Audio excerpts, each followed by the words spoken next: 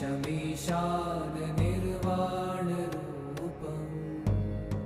अवधूत चिंतन श्री गुरुदेव दत्त श्री स्वामी समर्थ. दीप अमावस्या विशेष. तुम्हाला माहित आहे का?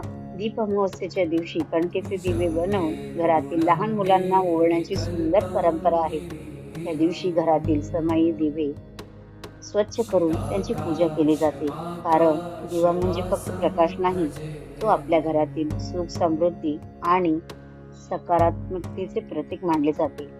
कणकेचे दिवे बनवून त्यात तूप किंवा तेल घालून दिवे लावले जातात आणि आपल्या लेकरांना ओवाळून त्यांच्या आयुष्यात सदैव सुख, समृद्धी आणि आरोग्य राहो अशी प्रार्थना केली जाते.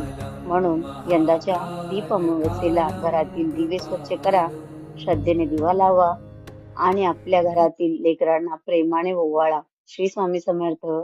तुमच्या घरात हा प्रकाश सदैव असाच तेवत राहो. श्री स्वामी समर्थ. जय जय स्वामी समर्थ.